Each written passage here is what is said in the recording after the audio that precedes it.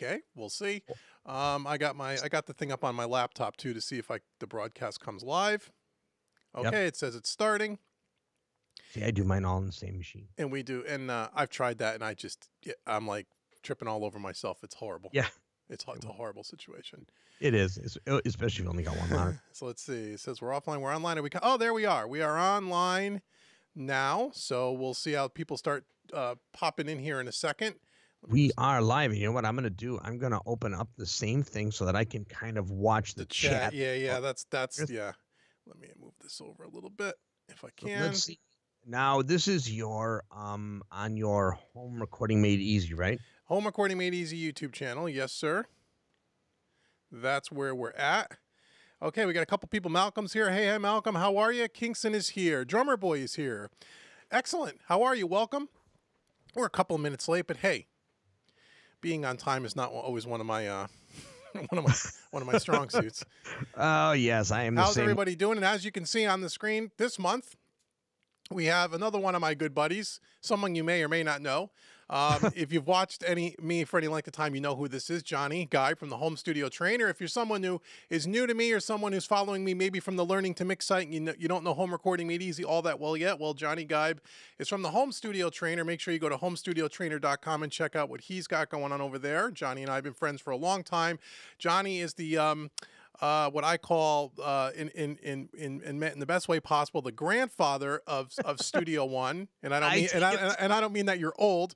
I just mean that Johnny is the person that has been around with PreSonus Studio One. If you're a Studio One user, probably from, if not the beginning, from version 1.0.3, almost the very beginning. And Johnny and I met, I don't know, 3 or 4 years ago now, and I met Johnny because when I first started getting into Studio One, when I converted from Pro Tools and Cubase, I was, had a learning curve and I had a couple of basic questions, and I found Johnny's YouTube channel and I reached out to him and said, hey, can you help me? And Johnny was very gracious with his time, like he is with everybody. And and he helped me tremendously. And since that time, we've become very good friends. And so Johnny and I have been doing things together and separately for a few years now. So welcome, Johnny. And thank you for joining me on my live stream. It's nice to actually have somebody else doing the broadcasting for a change. Yeah, I'm already tired. You do it every single day. So exactly. If you don't know, Johnny, tell everyone about your I know you do a podcast. You do a live stream pretty much every day. Tell everyone about what you're doing. So if people don't know, they can check you out.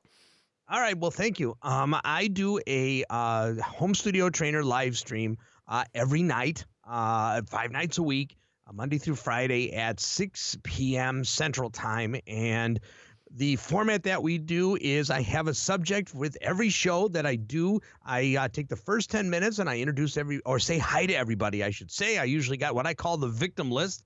And I go through everybody and I actually say hi to everybody at that point. And then about 10 minutes into the broadcast, we actually start the demonstration. The demonstration goes for about a half hour, and then we open it up to a Q&A afterwards. The latest shows that we've been doing have been mixing this one particular song. It's actually the demo song that's included with Studio One 3 Professional, if you actually got the full version. And we really got this thing to sound nice. We did everything from drum replacement to event effects. We did automation. I even played a new guitar part for the beginning because the guitar that they had was so terrible. And this mix, the mix that came with it was kind of sabotaged because it was done at a time where Studio One had old compressor settings. And then in 3.5, they redid everything, and all of the demo mixes were screwed up at that point. Ah, okay. But the demo, when we broke it down to the raw tracks, it was really poorly captured.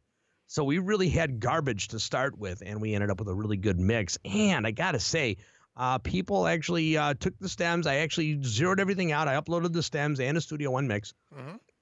And I have to say, so far, those of you that are that go to the shows and go to our shows, actually, we have a gentleman by the name of Bobby Booth, who's always in our shows. And he's here tonight, too. I see him in there, Robert Booth. Bobby. Robert. Exactly. Bobby, how are you?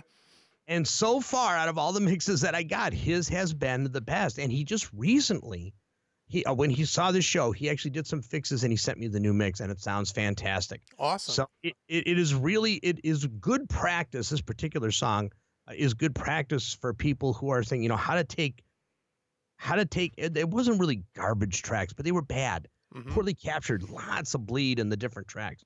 And Bobby and a few others really nailed the mix really well. Bobby's mix stood out, though, because he did something that I couldn't do. He got a much better sound of the vocals than I did, so I was pretty impressed with that. That's awesome. So you're doing a broadcast every day, and you're doing it's all in obviously in Studio One. And I also know that you're doing a full mix for the last week or so. But you also just will go in and you'll pick a topic on how to do something in Studio One or questions that are coming in on your Facebook page, and you do a lot of demonstrating. And then people ask you questions, how to do this, how to do that, and you try to do it live on the fly.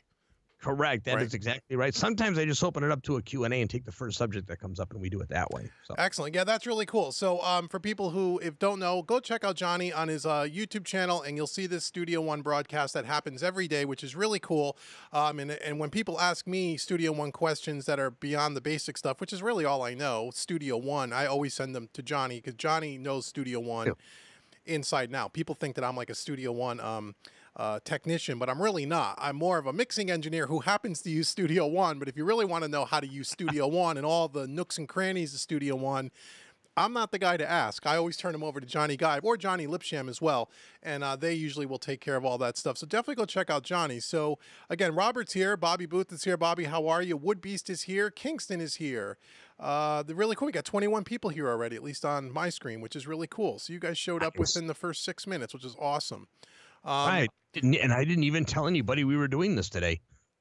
Yeah, no, no, me neither.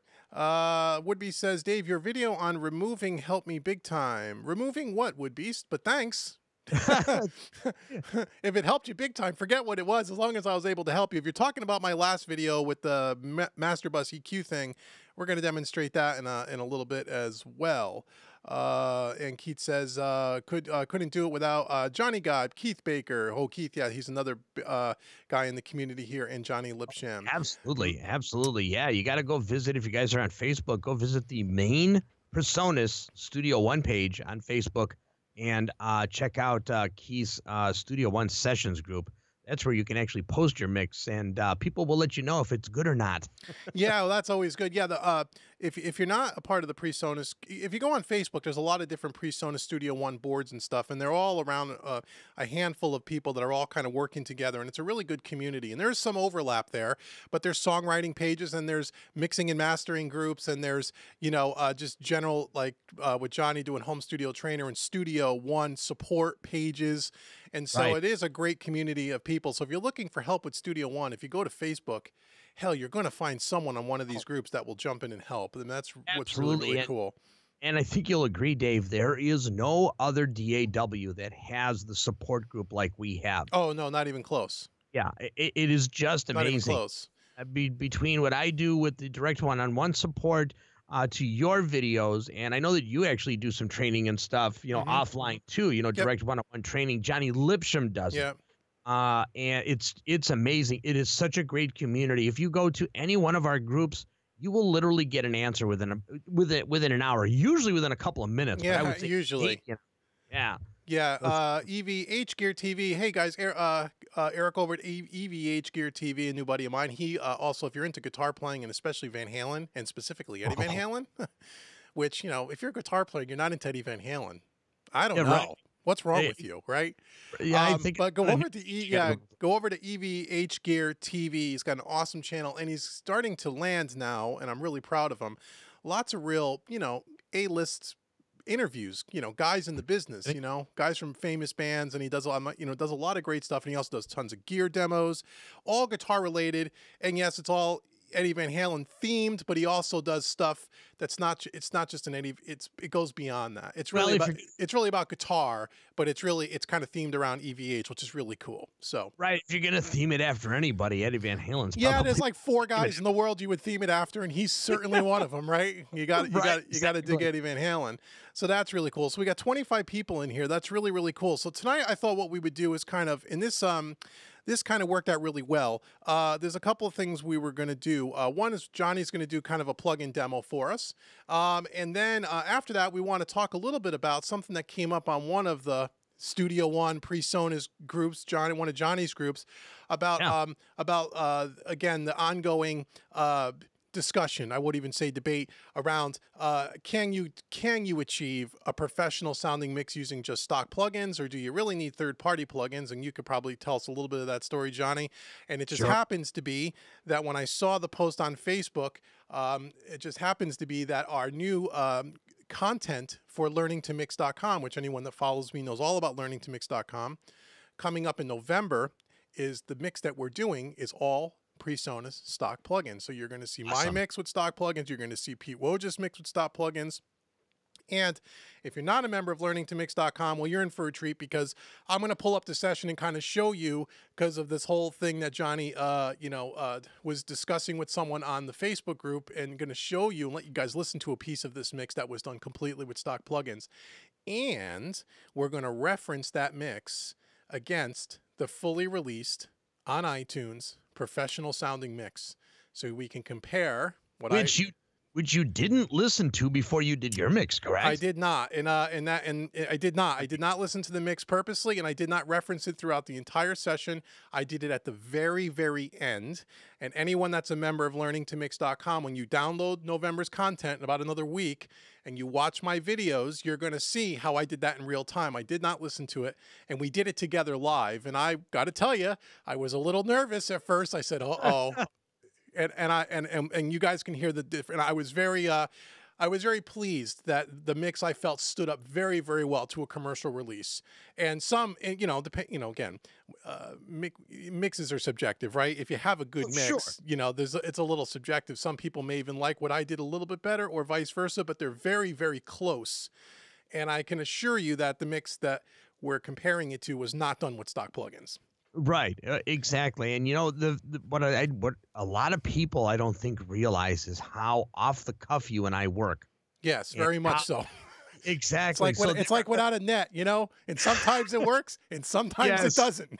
Yes, we are definitely the Flying Graysons at times, for those Batman fans out there. Certainly. Yeah, it is so, when I've done some of my demos, some of my viewers have actually gotten to see me totally stumped by an error that pops up on the screen. And I have to sit there and I'm like, okay, I can get through this. And then, but the cool thing is people get to see me get through it. Yeah. That itself is educational. It's educational. All the stuff that I do for Learning to Mix, and Pete does this as well. And the reason why the videos are so long is because we mix them in real time, right? So we don't do the mix and then show you what we did. We mix it from the time I import the audio files. And more times than not, I've never even listened to a static mix of it. I really don't know what the song is going to sound like, except for when picking what songs we're going to mix. Most of these mixes are coming from our members, which is really cool. So one of our Learning to Mix members will send us an MP3 of their rough mix and say, can I submit my song for the community to mix? That's where most of our multi-tracks come from. So we'll hear a snippet of it, of a rough, just to say, okay, is it a good song? Is it recorded halfway decent? There are some guidelines of what we want from a minimal quality standard. So I may know basically what the song sounds like, but I've not mixed it. So we do it in real time. So just like what you said, Johnny, a lot of times something will come up that I'm not expecting and I get stuck. Oh, yeah. Or we'll try something and it really doesn't sound very good. And I'll tell it really doesn't sound very good. And you get to really look over the shoulder of an engineer doing this in real time that will show you how to deal with the problems that you're going to encounter with your projects. And so that's why the series every month takes 3 to 4 hours, sometimes 5 hours per mix. So that means that you're getting 5 hours of training from me. You're getting 4 to 5 hours from training for Pete every single month. And in addition to that, last month we started where we're not only doing the 5 hours, we're also giving you an overview video. If you don't have 5 hours that month because you're busy, you have a life, right? And you just want to see a 45-minute show me an overview, I give you that video too. All right. So anyhow, so that's really cool. So anyway, so I thought this would be really cool. It's kind of a PreSonus stock plugin kind of a theme, because you had a situation. We're doing something over at Learning to Mix, and it's a nice way to tie it all together. Excellent. So we got 24 people here, which is really, really cool. Everyone hang on. Johnny, do you want to jump in and share your screen, and we'll jump into you want to do a plugin demo or something? What do you want to show the fine people? I think that one of the things that actually we're going to learn something together. It is a process that I haven't used yet. Oh, good. I recently did a video on how to print automation to a track, or how to commit automation to a track. Okay. And it was using the transform to audio, but there were some caveats that we had to work through in order to get that to work. But my good friend Lawrence over at Presonus, who now works for Presonus, he turned me on to a couple of features that I actually wanted to explore with everybody in real time together here. I haven't used these before. Nice. And just going off of his description in how to actually print automation to a track using this new bounce feature that we're going to look for. I don't even know what it looks like yet. So I thought it'd be a cool way for us all learn together here, because I'm so into the if I screw it up and I have to work out of it, that's a lesson in itself. Right, right. So it could be an utter failure, or it could be a huge Yes. success, or it's going to be somewhere in between. We don't know. But that's really cool. Okay, well, yeah, share your screen, and I'll change cameras here, and let's do it. No problem. So let me do this. And then, guys, well, at the end here, after we do some stuff, we'll do a Q&A as we always do, where you guys can ask questions, and we'll answer anything you'd like as well. All right. You let me know if you are seeing my screen, Dave. Yep, I'm seeing your screen, and you should be full screen.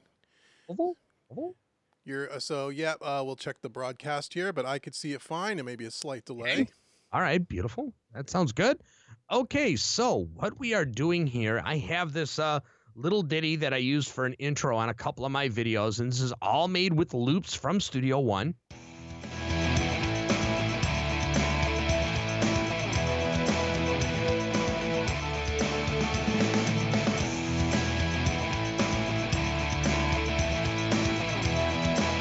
There we go. It's really cool. It's only got one MIDI track.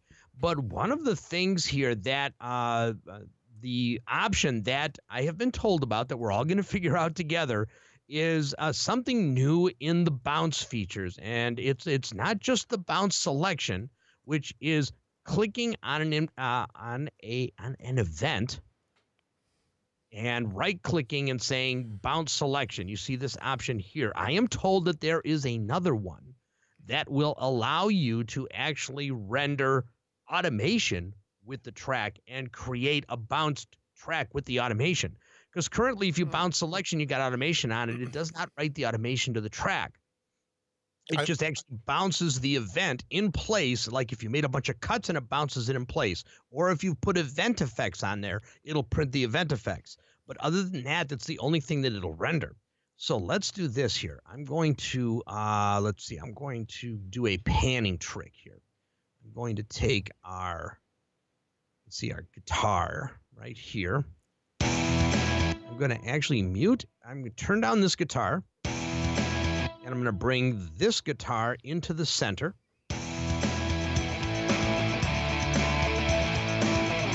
And I'm going to take the automation panning here. I'm going to show you guys how to create an automation lane. So if I go like this, and I click on the pan, you can actually see the pan shows up in the upper left corner. You got this little hand right here. So now there is panning automation on the track itself, but I want to show you guys how to create just an independent panning lane so that you have it. And now I'm going to move it up under the guitar track that I'm actually playing. And where did it go? It vanished. See, let's undo that. Can I undo that? Yeah, there it is. So let's see. I want to get it up under the track. There we go.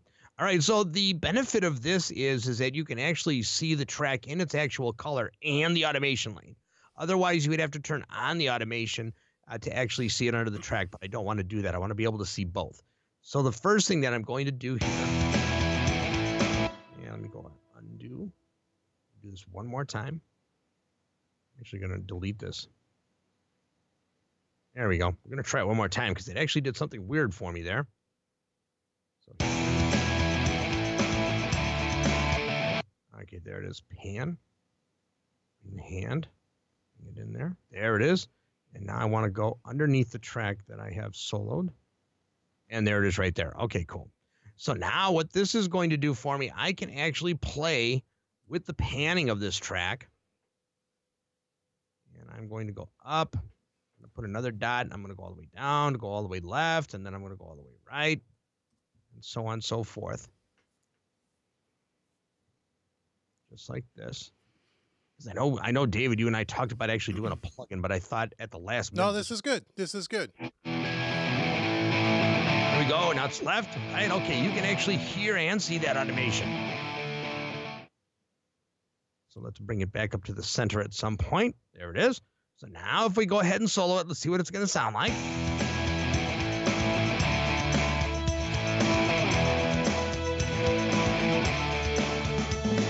There we go. Make sure you take your seasick pills before you listen to this mix. All right, so there we go. We've got our automation written. So here's what I'm told. I don't even know if this is going to work. We're going to try this here. There is another bounce option in, I believe it's in the events. Ah, here it is. Okay. Bounce to new track. Something I didn't even know was there. I don't even know how long it's been there, but Lawrence turned me on to it. So let's see what happens. He says that what this should do is it should create a new track with anything that's inserted or any kind of automation that's on it. Shall we try it? Yeah, let's try it.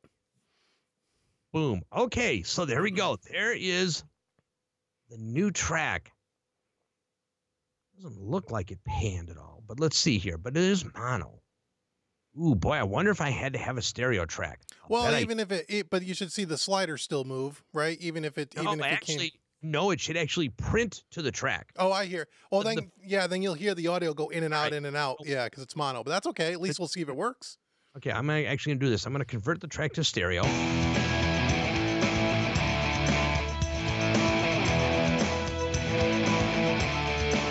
right, watch this. Here we go. Okay, so now bounce to new track. There it is. Look How about that? It actually did it. So I'm going to turn the read off of this track here. And now let's listen to the new track. Okay, now look at this is how cool this was. It actually went out of its way to mute the track that I was bouncing. So now we can, here is the printed track.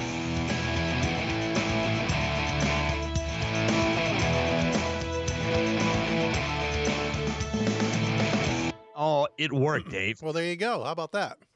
And that is a feature called Bounce to New Track.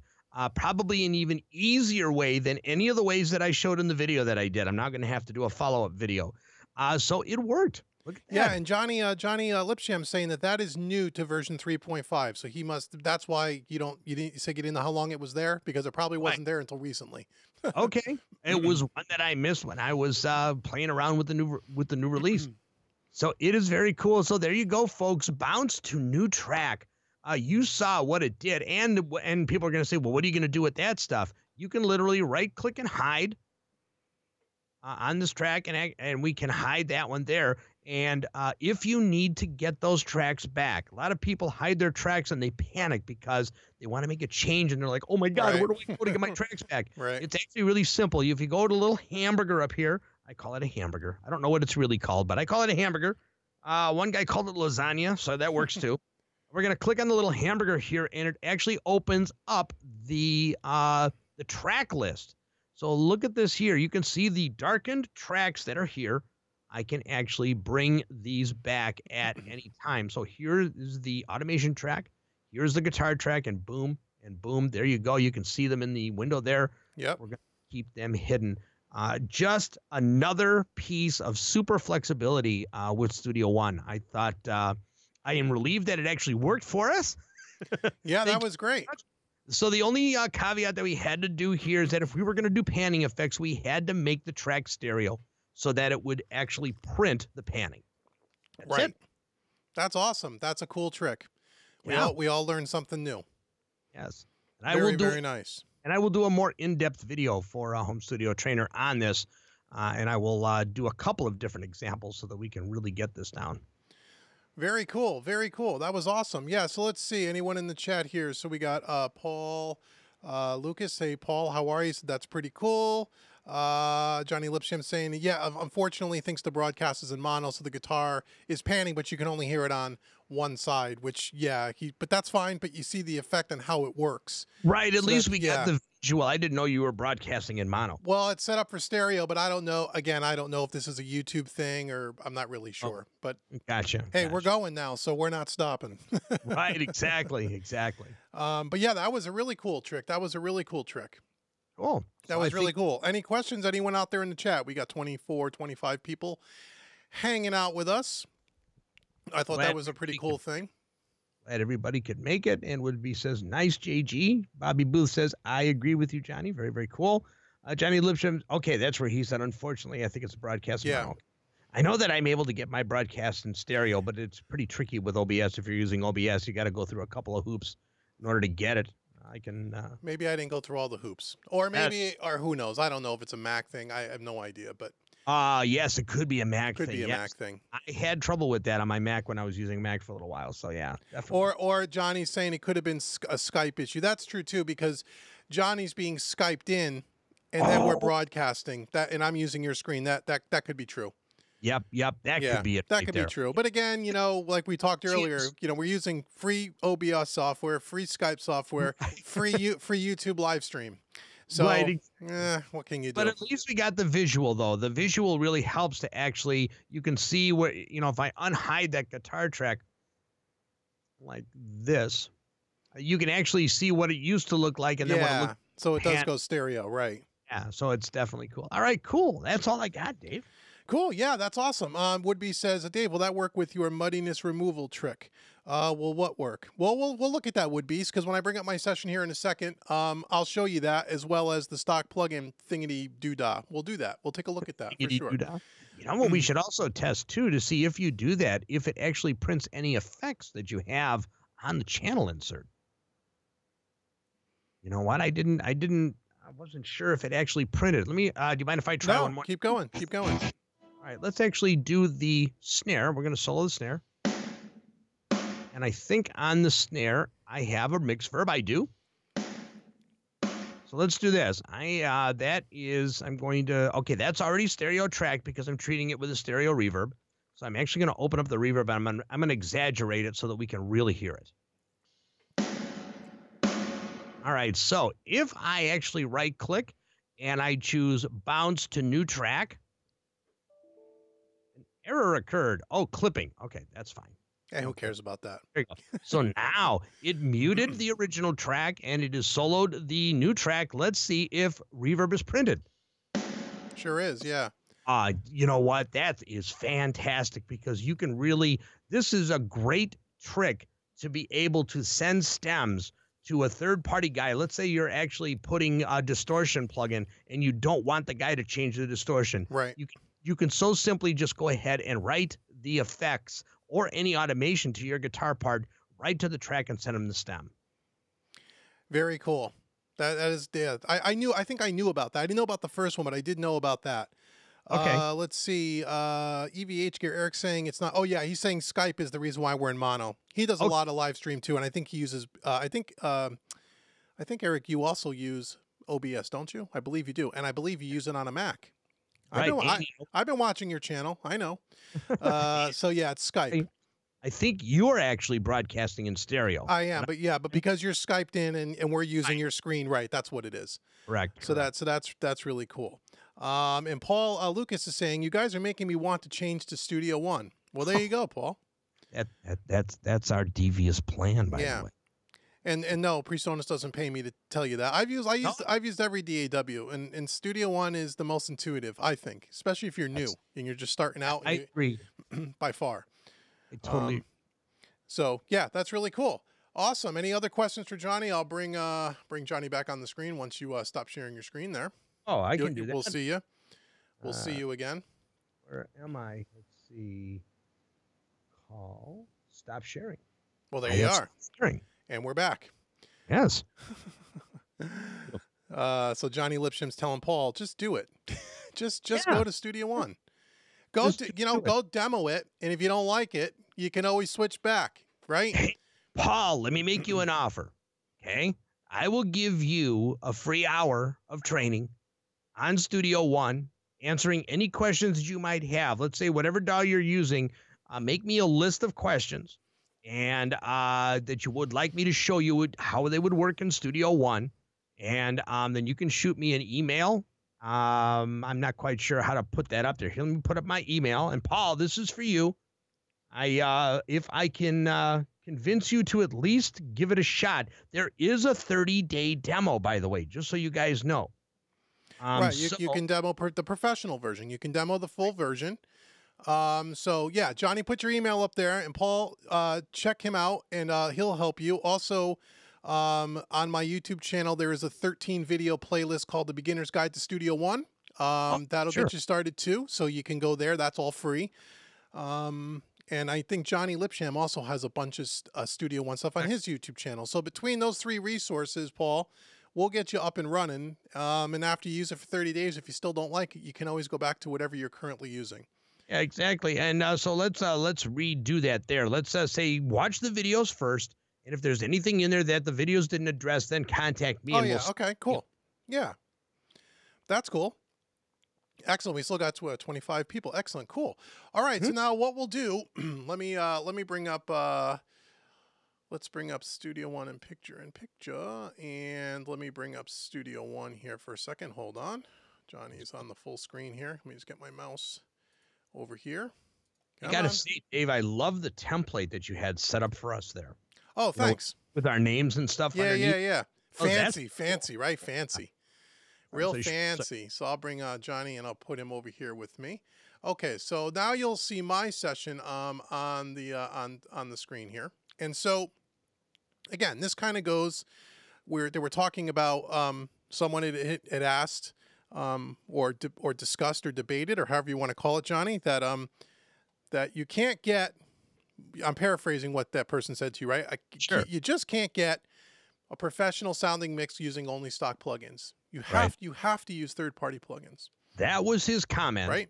And it was amazing that he was telling everybody that.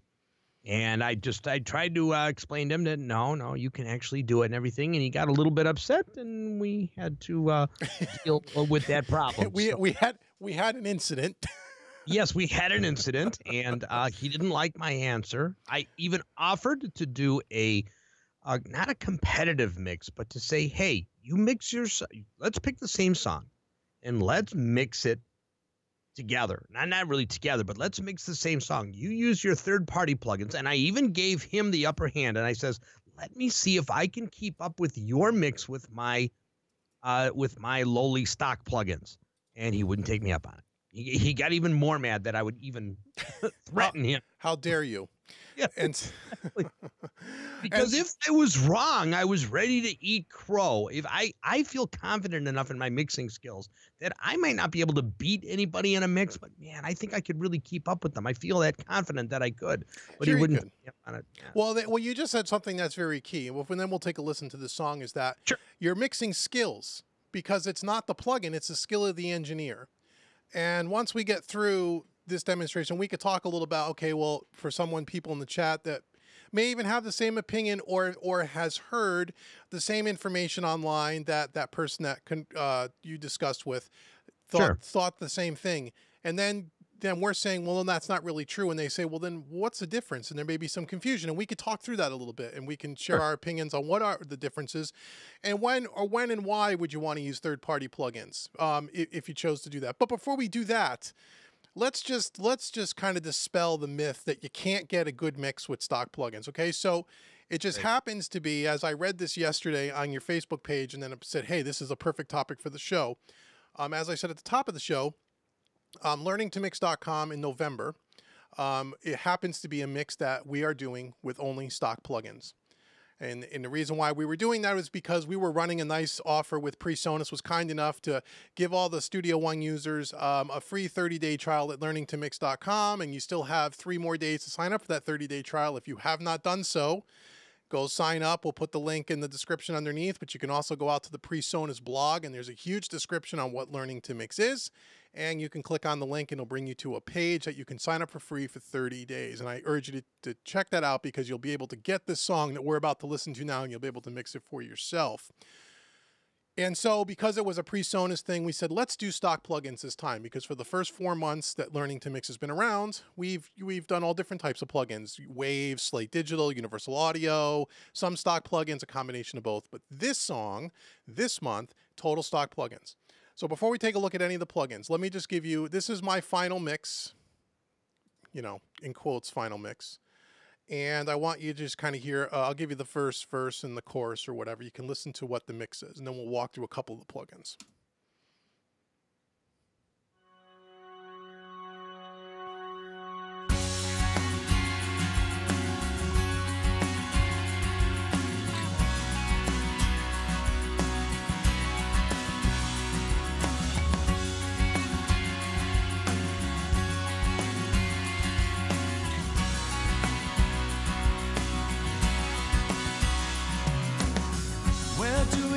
From here, the weeks, the months, the days, the years are passing through, and what to do?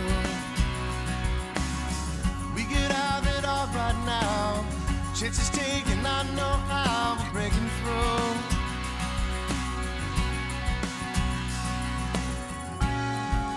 This could be wonderful. This could be great.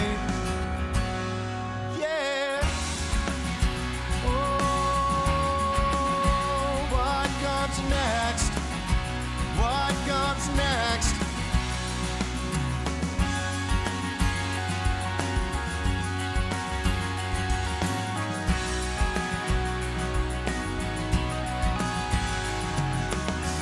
Did we lose another year? Okay, so that's the song, okay? And so if you like this song and you want to mix this song, head over to learningtomix.com. You'll get the full raw stem files. You'll be able to mix this song and then see anywhere between 4 and 6 hours worth of training between Pete, myself, and how we did it. But so that is kind of the final mix. Okay, so what we're doing here is only stock plugins, as I said. So as you can see, just kind of looking at how many plugins we're using. 90% of this mix is used the Pro EQ, okay, on every track, and the compressor. That's most of it. Unfortunately, I couldn't hear it because you couldn't hear anything. Yeah, I couldn't hear it because of the Skype thing. Oh, okay. As long as could everyone? Yeah, okay. There's a couple of tracks where, because it was this is a teaching exercise for us, there were a few tracks where I dropped in the fat channel and used things like the new tube compressor. There were a couple of tracks, I think, on the buses where we used a couple of the vintage channel strips, like the VT1 I used on one of the buses. And I used, I think, the RC500 on background vocals or something like that. And then the only place that I used the Console Shaper Pro, which was only on the master bus, not on all the tracks. Now, the Console Shaper Pro, the RC500, and the VT1 channel strips are not stock plugins that come with the professional version. They're add-ons you can buy at the PreSonus shop. However, in the series, I talk about how you can use the regular Console Shaper and how you can get around that, but just kind of showing everyone different plugins that PreSonus has to offer. Right, they are PreSonus plugins. They are PreSonus plugins, but they're not. When you purchase, if you get Artist or if you get Professional, the vintage channel strip, you would have to buy that plugin as a separate. But I think it's like $80 for 2 plugins, which is a great deal anyway. Yeah. So the name of this song, someone asking, is by an artist called Matt McLean, and the name of the song is What Comes Next. He is a member of learningtomix.com. So again, most of the mixes that we get are from artists and producers that are part of our membership community. So that's really cool. So you can't find these multi-tracks anywhere else. That's what's unique about this. So that was kind of my mix. Now, what I did was at the very end of the mix, at the very end, I mean, right at the end, I popped in the reference track, and I'm gonna let you guys listen to this. So this plugin here is the only plugin that's not a stock plugin because it doesn't do anything except it's a reference track plugin. This is by a company called Sample Magic, and the name of the plugin is the Magic AB.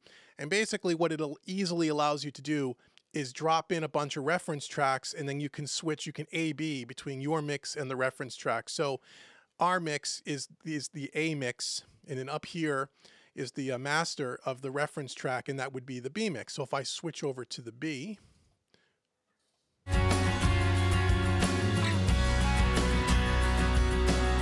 Okay, you hear the reference track. So when you can play, you can start it at the beginning of the song, start your session at the beginning, hit play at the same time, and you can just go A, B back and forth. So you can get a real-time comparison. And over here on the right-hand side, you can see on the B side, the reference track, I lowered the output volume, because it's mastered. So the volume's going to be louder, so you can level match the two volumes. So you have kind of an even playing field. So what I'd like to do quickly, and again, I don't know how this track was mixed. I have no idea who mixed it, what kind of plugins, what kind of hardware. I have no idea. I just know it's an artist that's selling the song on iTunes. And so I'm not familiar on who mixed it or how. But my guess is it probably wasn't done with fully stock plugins, is my guess. So what I'd like to do, if you guys want to indulge me here, is I'm just going to play back theirs from the beginning, and I'm just going to toggle back and forth from mine to the beginning, and you can hear what the differences are, and you can decide for yourself which one do you like better. Now, their mix is really good as well, but tonally this sounds a little different. So we're going to start off with their mix, okay, and then we'll go to ours.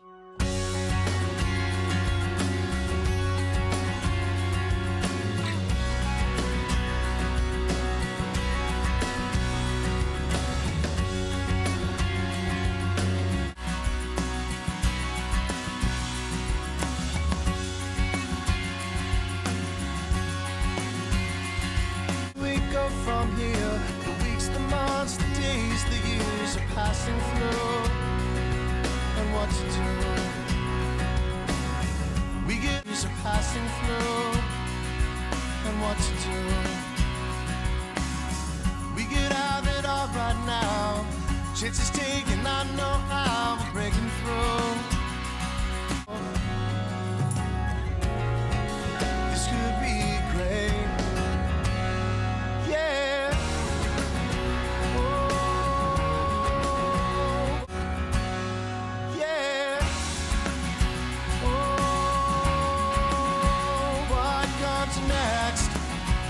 Okay, so you can hear the difference, and I know, Johnny, you can't hear the difference, but for the people oh, you could. I was actually able to bring it up a little bit, just quietly enough, so it didn't go to your broadcast. So I didn't hear it, so that's okay, cool. So, so hopefully over YouTube, what you can hear is the B mix, the mastered mix, has a lot more mid-range heavy to it. To me, it sounds a little cloudy. Again, I'm not knocking the mix. I'm just trying to objectively tell you what I hear. So what I'm hearing is, the mix has a lot more mid-range in it. It's got a lot more cloudiness in it. You can hear the vocal doesn't cut through as much because there's so much mid-range in this particular mix. And the reason for that is because there are so many guitars and there are so many keyboard tracks in this mix that if you were to be a member of Learning to Mix, and for some of you that already are, you'll see that throughout this mix, if you go, and we'll pull up a couple of my plugins, I'm cutting tons of mid-range in this mix to get rid of that cloud. I got a question for you. Sure. I couldn't really see which one was yours and which one was theirs because, the delay in the picture. Could you actually do it one more time and say, this is mine? Yep. And then do it? So the letter A is my mix, and the letter B is the reference track. Right, but if you could just actually say this is mine and this is theirs, because the audio is totally out of sync with the video. Yeah, of course, sure I can. Okay, so I'm going to start off with theirs, and then I'll stop it, and then I'll say mine, and then I'll say theirs, and hopefully you guys will be able to hear it over YouTube. Okay. All right, perfect. So here we go. Start off with theirs, and then this is their mix.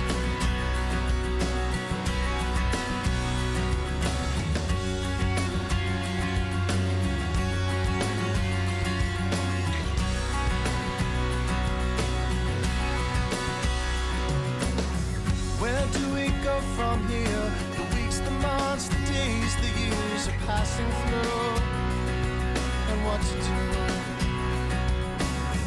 We get out of it all right now. This is my mix here. We get out of it all right now. Chances taken, I know how we're breaking through.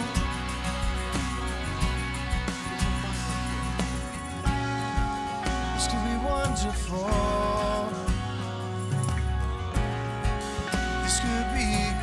Okay, I got it. Yeah. This is their mix.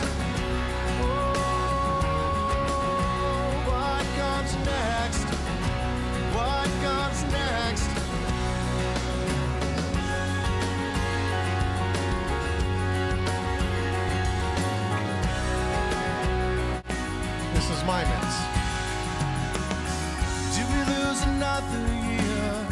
wrapped up in all our fear, just wondering.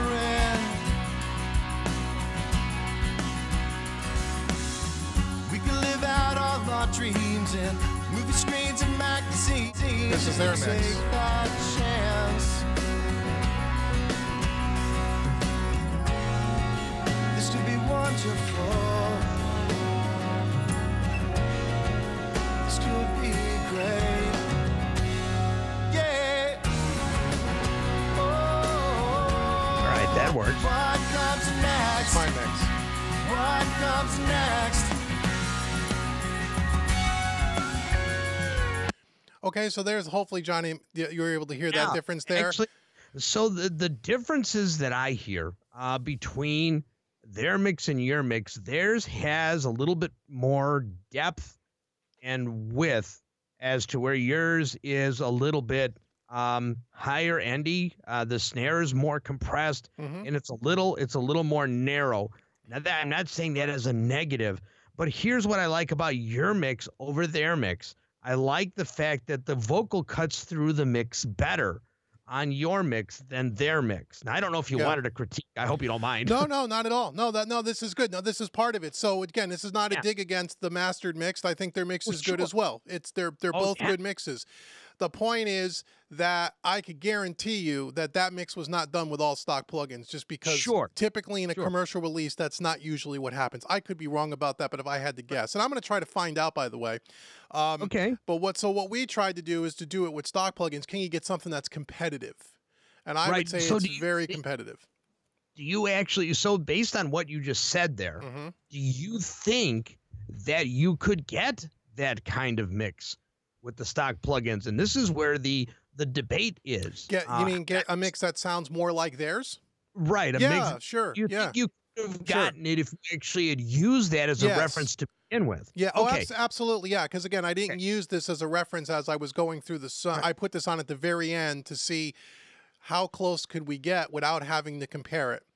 And so, well, I think what's interesting is the fact that you improved on so many parts of it without hearing the original mix. Right. The vocals, the way the drums cut through. I think that the snare's a little bit overcompressed on your mix. That's just a taste thing. But the drums cut through better. The vocals cut through better. I can hear the bass more defined. There's just a bottom end that's in their mix that's different. Let's all applaud the fact that you got that close to it with stock mixes, with stock plugins, and never heard the original mix. No, never listened to the original mix. So, and some of the things I liked, some of the things I liked about their mix. Some of the things I didn't like about their mix was it sounded too mid-range heavy. It sounded cloudy.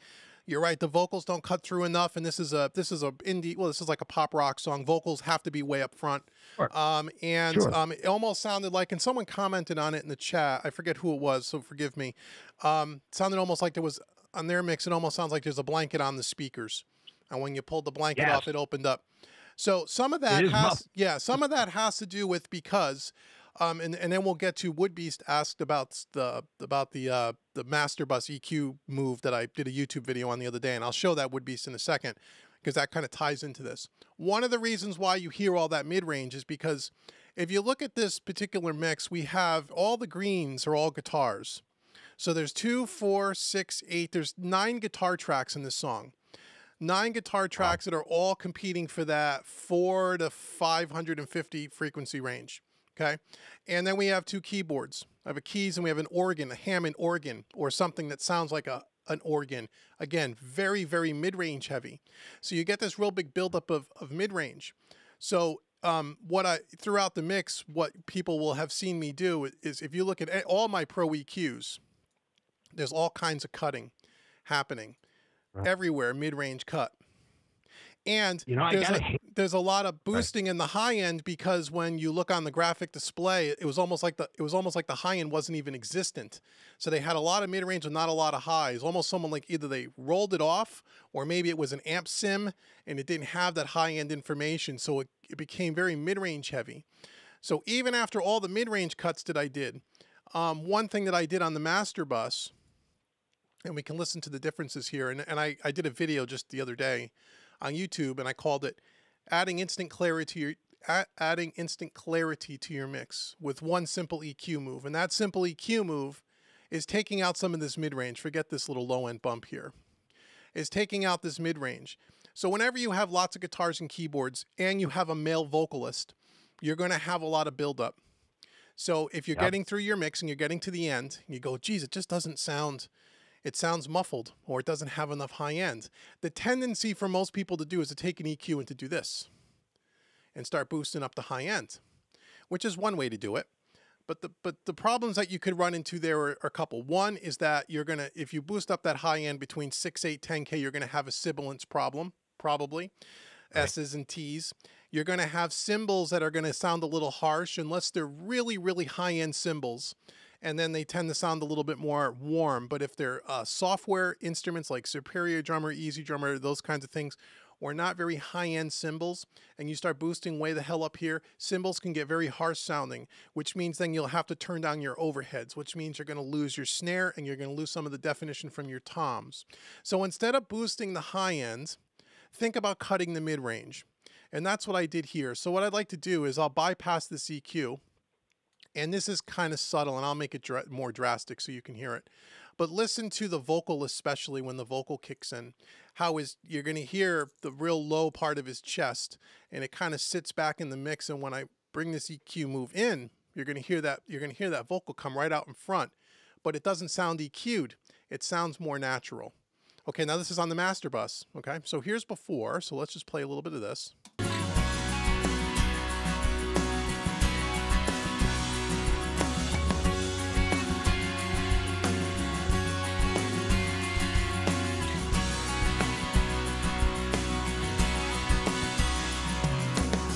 Where do we go from here? The weeks, the months, the days, the years are passing through.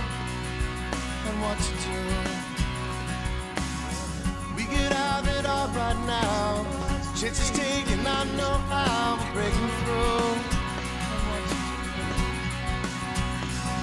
We get out of it all right now. Still be wonderful. Chances taken, I know how we're breaking through. I can hear your mix, Johnny. Oh, sorry. Yeah, that's okay.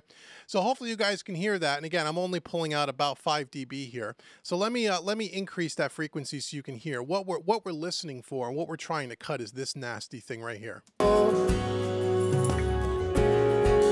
This could be great. Yeah. Oh, what comes next? What comes next?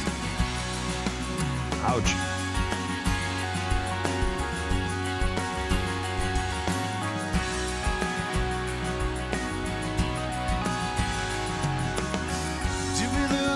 So hopefully over YouTube, you guys can hear that. Again, it's only a few dB, 3, 4 dB, so it's subtle, but it takes that vocal and it takes a lot of that cloudiness out, and it pushes the vocal a little more forward, and it takes some of the mud out of the guitars. Actually, it made a big difference. It makes a big difference. I do this an awful lot. At the very end of the mix, if something just doesn't sound quite right. What frequency are you at? Right, I'm at 416. So it usually sits between like 375 and about 500. So the way to find that, by the way, if people don't know, the technique that I don't know what anyone else calls it, but I call it fishing. So basically what I do is I know it's going to be somewhere in the 400 hertz range. So I narrow the Q a little bit, right? And then what I do is I play back the audio and I bring it up about 8 or 10 dB, and I just start sweeping around. And I listen to where it sounds the nastiest, where it's the most offending, and that's what I cut. So here's an example of that. Another year, wrapped up in all our fear, just wondering.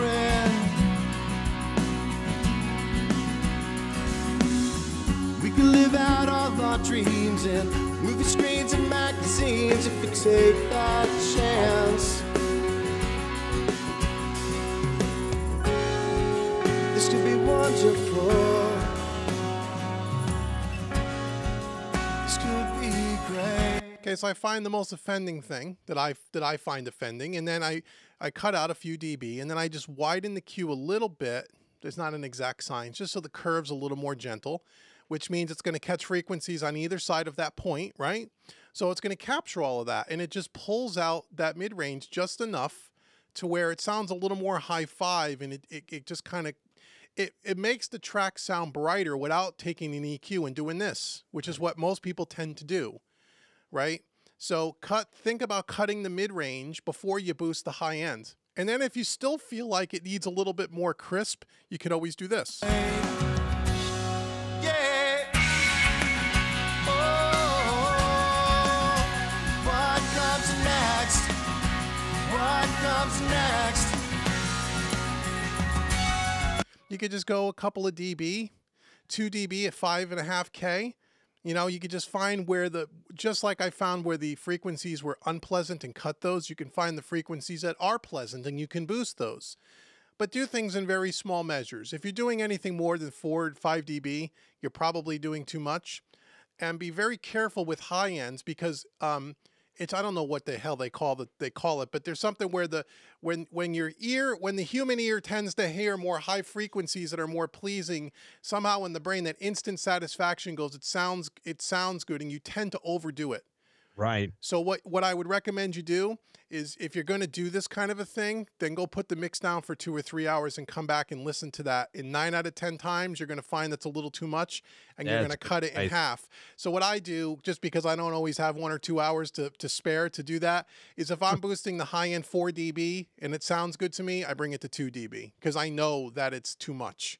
Now, I actually do something similar with the low end. When I get a lot of mud due to the kick drum and the bass, I'll actually go to the low end and I'll make the cue very narrow. Yep. And I'll look for it at about 100 hertz. Right. And like between maybe 80 and 120, I'll kind of go around there and I'll pull it down a little bit. And it doesn't affect the mid range, but it really takes the muddiness out of some of the low end. So you've got to kind of move it around, because if you go too far, too low, if you get closer to 80 or 70, you actually start losing some of the bass guitar, and you don't want that. Right. And if you go too high, then the bass notes, then all the higher bass notes stand out more than the low end.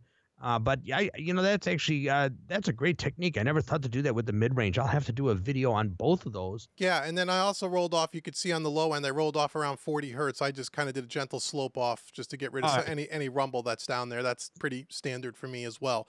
And I did do a boost here that I took out for this demonstration. There was a boost at about 60 hertz at 350. Because again, when I heard the reference track at the end, I thought, oh, they got a little bit more bottom end. Let me get myself a little more kick drum, and I did that. So, so with all those with those 3 EQ moves, this is what it was before, and then I'll bring it in so you can hear the low end come in and you can hear the mid range cut.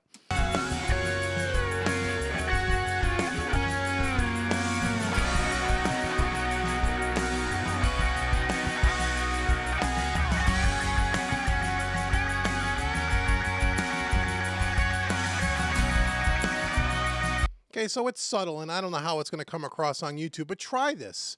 Just try it. It's something that that can just make that little extra something to really just finish off the mix.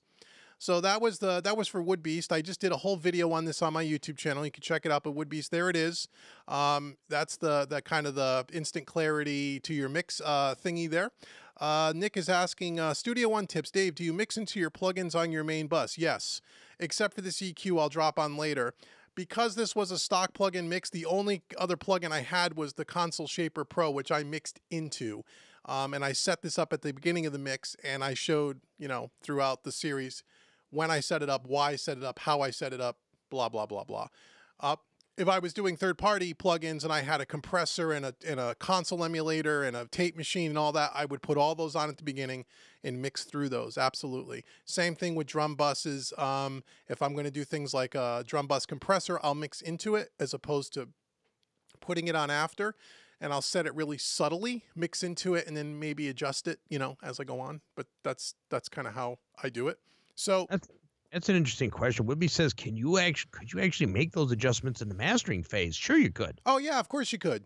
Well, this when I mix a single song, to me, when the mix is done, it's mastered. The only thing that I would do is I would put a limiter on this at the end to maybe bring the volume up. This is probably running around a -6 dB just because when I was recording the video, I didn't want to clip the video, so this isn't at its proper volume, as it were. But yeah, this would be done. right at this stage, the only time I don't ever, yeah, I don't think I ever master a single track in the traditional way, like bringing it into the project page and doing all that, because anything I could do in the project page, I could do right here on the master bus. The only time I would use the project page is if I had 2 or 3 more than one song, and I wanted to bring those in and kind of balance them together. Then you would work inside the project page. And that's exactly how I do it as well. I use that limiter on the post of the main out to actually get my perceived volume up, as I like to call it. Yeah, exactly. So yeah, and this is still a little low. This is not mastered. It's just mixed. So again, you guys could decide for yourself, but this was completely done with only stock plugins. And as you can see, again, there's not a lot of plugins here. And there's some tracks that don't have any. You can see the acoustic guitars. Oh, I was even going to tell you, I thought I'm impressed at the fact that you actually did not throw effects on all of the guitars. No, you actually kept some of them la natural. Some of them I did, and then some of them, on a couple of things like the kick drums. Again, because this was for a teaching exercise, I did things in a couple of different ways to show newbies how. Like, in other words, I routed my kick drums to a bus and compressed it on a bus as opposed to individually. And then when I went to my overheads, I did something a little different. And when I went to my acoustic guitars, I left them natural. And I did things a little bit different than what most people see me do when I mix, because I wanted to show a few different ways of doing the same thing. And just so you can, again, you can take what you want and add it into your workflow. So you're not just seeing the same workflow that I do every single month. So in learning to mix, every month our videos, we try to do, not only do we use different plugins, but we try to do different techniques as well. You know what I mean? So just so or else it does you no good as a student if you watch me mix a song the same exact way every single month. Because after the second month, it's like, okay, well, I've learned everything you're going to teach me. So time to move on. What am I doing here? So but there's a lot of tracks here that are left unprocessed or very little processing. And you'll see too, even things like, kick disc on compression, 2 dB, 2 dB, 2-to-1 ratio, very light compression on most of these tracks. There's nothing overly compressed here or heavily compressed. Everything is very gentle, and barely audible, but just tightening things up. And so, can you get a good mix with stock plugins? I think you can. Good. If you know what you're doing, right? Oh, yeah. Yeah. And, it's, I think that probably one of the most hindering things, or the biggest hindrance when you're actually learning how to mix, is buying plugins to improve your mixing. This is a big, big problem with people that are getting advice. There are some videos and engineers out there that are actually putting videos up on YouTube that are actually kind of promoting the idea that unless you buy some of these big plugins, you're not going to get the mix you're looking for. And I think that's so counterproductive to people that are actually trying to learn. It's amazing. Yeah, let me bring up your other screen so we could both get on screen here. Yeah, and one of the things, so what we talked about a little bit ago, which was, so some people might be asking, okay, we're both on screen, or at least we will be in a second, as I'm sure there's a slight delay. So some people might be asking, and it's a legitimate question if you're newer. Well, if I don't need to buy third-party plugins to get a really good mix, because that's what I've been told, and now you guys are telling me, well, you really don't need to do that, then the next logical question is, well, why would you then buy third-party plugins, and when would you buy them, and why would you ever buy them? Why wouldn't you just always use stock plugins? And that's an excellent question. And so, and Johnny, I'll give you a chance to answer certainly as well. Sure. But my opinion is this, and there's a couple of reasons why you'd want to go use third-party plugins or a mixture of the two, or change it up every now and again, so on and so forth. For me, it's a couple of things. Now, but first, let me say that you got it, and I say it to everyone, don't go buy any third-party plugins until you understand how to use the stock plugins. Right. Okay, first of all. And what that basically means is there's really 2 things you really need to know how to do very, very well. And I wouldn't say you need to master these, because none of us really master it. We just get better at it over time, which is how to use EQ and compression effectively. And you could do all of that, with your stock plugins. Okay. Once you understand the basic fundamentals of compression and how to use it and when to use it and why, same thing with EQ, Then, and you've done that all with your stock plugins, and you achieved a certain sound, and now you're at the stage where you're like, I think it sounds great, but I want a different sound, or I want a different flavor. The analogy I always make is like being a painter, right? Painter has his, whatever they call that thing with all the paints on it that he holds in his hands, his palette, right? Right. And he has 4 different shades of blue. And depending on the picture, he'll decide or she'll decide to use what shade of blue they're going to use. And sometimes they'll mix those shades of blue together. And I look at these plugins in the same way. That the difference between using a stock compressor, let's just say, and a third-party compressor, regardless of whose it is or manufacturer, what they're trying to emulate is, they just sound different. And for one song, you may want one type of sound, and for another song, you may want another type of sound, and you would use those compressors differently depending on what you were going for. So it's a way to expand your choices and how you want your mix to sound. Once you've gotten to the point where you're beyond just bringing up the faders and getting everything balanced and panned and it sounds good, and now you want a different flavor, that's when a third-party plugin could make sense to you depending on what you want to do. The other thing for me is that I also like to make the analogy of playing a guitar. You know, most guitar players have more than one guitar. Why? Because we can, and because what's the difference? Why not just play the same guitar forever? Well, you like to play different guitars maybe for different reasons, or maybe it inspires you in a different way. Maybe it's a different color, or it's a different sound, or a different set of pickups, and it inspires you to create in a different way by picking up that different guitar. It's not that you couldn't play with the same guitar forever and ever. You certainly can, but it gives you some more options. And I look at plugins the same way. If I were to mix with any one set of plugins for any length of time, regardless of who's the manufacturer, I feel like as a mixing engineer who does this every single day, gets stale and wants to try something different. And it could be something as silly as, I like the way the tape machine turns on the screen, you know, just a different, right. I bought the Slate collection because I needed to have that reel to reel. Just looking at something different and how the controls work. I think it does something for you creatively. And when you mix a lot, I think that's helpful. So that's why you would use different or third-party plugins. And there's not, so you don't need it, you know, quote unquote, need it, but it's an option for you.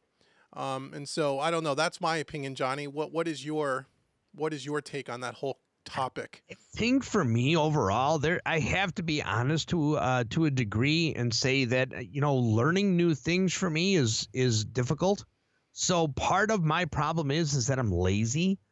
And if I'm already familiar with a particular set or a range of plugins, trying to learn something new actually can be frustrating, especially since I learn earshot. I don't learn the dynamics of what all of the buttons and the settings actually do in a particular with a particular plugin. I think that's part of it for me. Is I get very comfortable and complacent with certain things because, like with the Studio One plugins, I've been mixing with Studio One since 2010, and they have made subtle improvements to their plugins, but they didn't really make any major changes that changed the way a plugin works. So I've gotten really used to them, and I know that kind of sounds like a cop-out. Well, if you don't try anything, how are you going to learn anymore?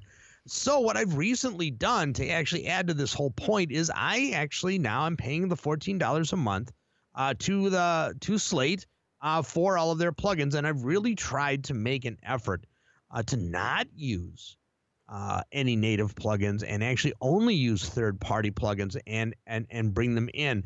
And I think that one of the things that I noticed the most, and Dave, you can correct me if I'm wrong, seeing that you're a bigger third-party plugin user than I am, one of the biggest things that I notice is that if you find a plugin comparable to what you're used to, you can actually find the settings a little faster with a third party than you can with the native. And sometimes 2 or 3 plugins that I have put together in Studio One's native plugins to get a certain sound, I have to admit a couple of times I can actually find with a single plugin in Slate collection.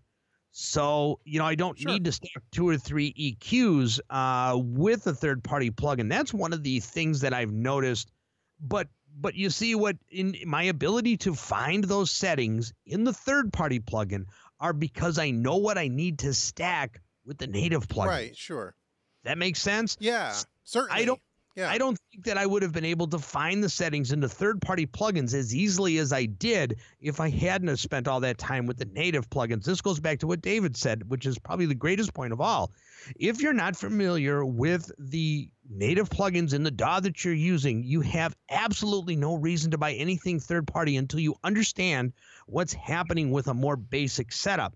So, those are some of the things. Now, there are also, if I go back to the native plugins, the cool thing about stacking 2 or 3 things is I actually have more ability to tweak than I do, like, say, with a third-party plugin that has everything in one plugin. So those are the 2 things that go back and forth in my head when I'm actually trying to get the sound that I want and when I've actually experimented with third-party plugins. So there's the advantage and disadvantage, and then the disadvantage and the advantage, between the 2. Finding settings faster, having to do more stacking with the native, but in doing that, you learn and can get to the settings in the third-party plugins faster because of what you did with the native plugins. I hope I didn't confuse that, but no, makes very good. It makes a lot of sense. You're right. You're spot on, and you said something that's key. You looking for the sound you're looking for. So again, it's all about the sound that you're trying to accomplish with your mix. yes, And that concept in and of itself, for a new mixer who's new to this, is confusing. And believe me, we all have been there. that's the hardest part. What am I listening for? You say mix with my ears, but I don't know what I'm listening for. That's the biggest thing I get. Right. And so that's why there's guys like us and some of our guys like Johnny Lipsham in the chat. That's why there's a website like learningtomix.com. And I'm not just telling you to go. I don't care if you sign up. I care if you sign up. But I'm not trying to sell you a membership. These things that we're talking about, we talk in at great length at a website like that, because trying to teach these concepts, it's more than just, hey, here's what I did, and let's open up a couple of plugins, and here's all my settings. Because that doesn't help someone that's new. If they, Right. First you got to learn the basic concepts, and then most importantly, how to hear. When you take a compressor and turn the attack from slow to fast, what does that do technically? Right. And most people can understand that. I mean, if everyone's intelligent enough to understand that if I explain it to them. But the hardest thing is, can you hear it? And Right. 99% of the people, myself included and Johnny, couldn't hear it at first. Right. And it's from doing it over and over and over and working with someone and training the ear. And once you hear it the first time or the second time and the light bulb goes off, that's when you say, oh, now I understand why he uses an 1176 compressor on the snare, but maybe he uses something different on the vocal because it sounds different. And once you get to that, once you're at that stage, and that takes about for everyone, it comes a little differently, but it takes about a solid 6 months to a year of constant mixing to get to that point. Some will get there earlier. Some will have that aha moment a little later, but it's somewhere in that 6 month to a year period. And once you're there, once you've got that and you wrapped your head around it, now you've opened up the doors. I got to say something real quick, Dave. Bobby Booth makes a really good point here, and this is what puts the PreSonus Studio One plugins above native plugins, above many of the other DAWs that are out there. The presets. And the plugin, if anybody is looking to learn what your effects are doing, start experimenting with the presets. Look at where the knobs are. Look at with the Pro EQ. Go through some of the presets. Learn to hear what the preset is doing. Watch the graphics. See where the EQ is going. Look at kind of where the knobs are going. And if you mix 2 or 3 songs with only presets, I guarantee you at some point, if you force yourself to mix with presets, by the 3rd song that you actually mix, you're going to say, oh, well, maybe I can tweak this and maybe I can tweak that. Your ears are going to force you to say, okay, now it's time to start tweaking knobs, because now I know that these presets, You got 3 female vocal presets. You go ahead and you try them all, and you actually see where the knobs are going. She sounds too shrill. She sounds, it's like Goldilocks. This one's too shrill. This one's too fat. This one's just right. Right. You can actually go through all of the presets in the Studio One plugins, and you can really learn visually what you're actually hearing. I've tried when I had Pro Tools and I had Cubase. All of their plugins have presets, and in my opinion, some of them were all too exaggerated. And I think that Studio One, at least in my experience, is the only one where the presets actually make sense. And some of them are so subtle, you don't really hear a difference until you put it in a mix. Right.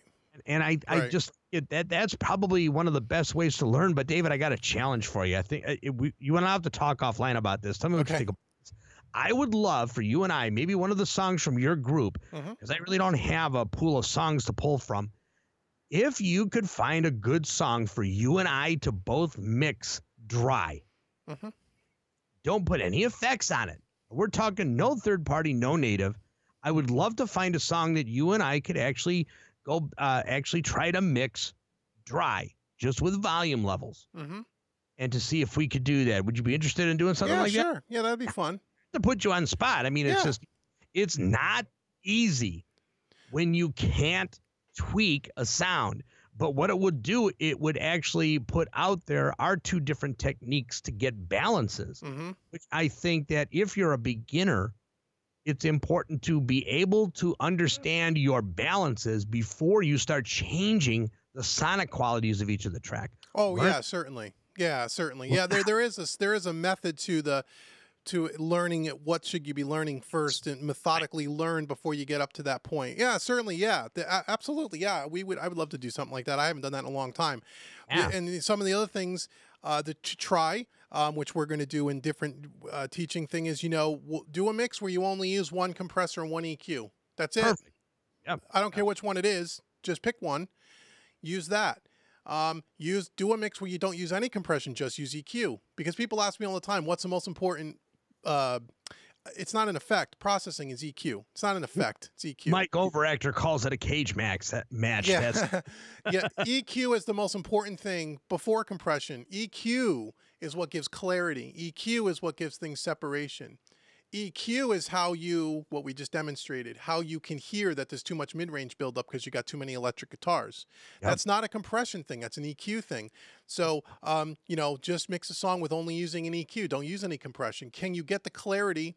Can you hear everything? Can you hear all the instrumentation, panning? And once you get to that point, then you can spice it up with some other things. So there's a bunch of different ways to do it.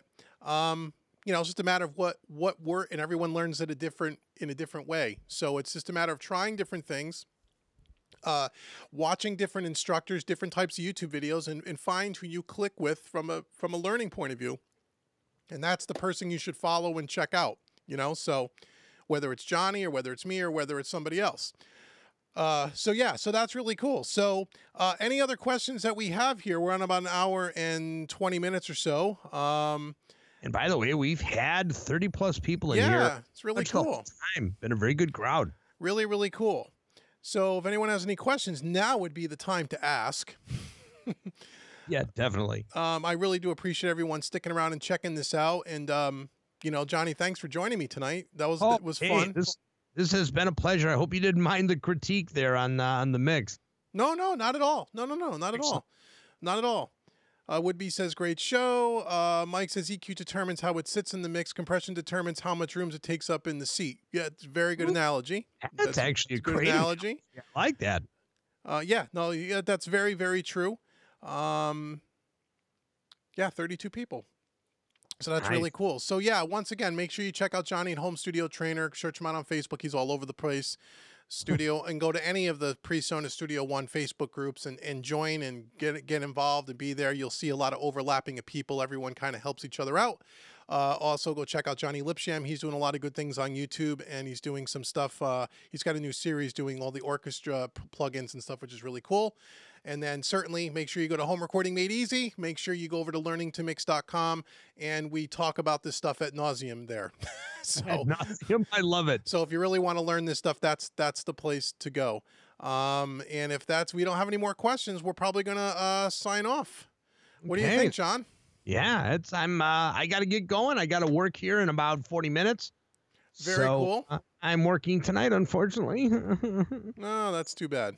But it works. That's all right. Yes, this is not my day job. I wish it was. I wish music was my life, but unfortunately, it's only a small portion of my life. Well, so, it's still a portion, and that's important, right? But I'm working on it. Yep, and MJ says, will this video be up tonight or tomorrow? Yeah, it'll be up tomorrow for sure, Mike. I'll put it up. It'll be on my YouTube channel, so you guys can rewatch the broadcast if you guys kind of stepped in late. No big deal.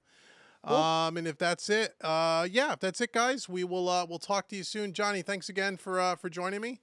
Not a problem. I'm going to sign off here. I want to thank everybody for coming, and go to homestudiotrainer.com. I do have a subscription site up there. It's homestudiotrainer.pivotshare.com. It's a very, very small fee subscription site. I got new video series coming up there, and it's not in competition with everybody. It is actually in addition to. So between David's stuff and my stuff, you guys have a full education at your fingertips. So I hope that you guys go ahead and check me out over there. That's, again, homestudiotrainer.pivotshare.com. Check it out. I have a Studio One video manual that is in the making, and nice. Everything will be available very soon. Excellent. Okay, make sure you check everybody out. And until next time, guys, we will see you soon. Take care. Later.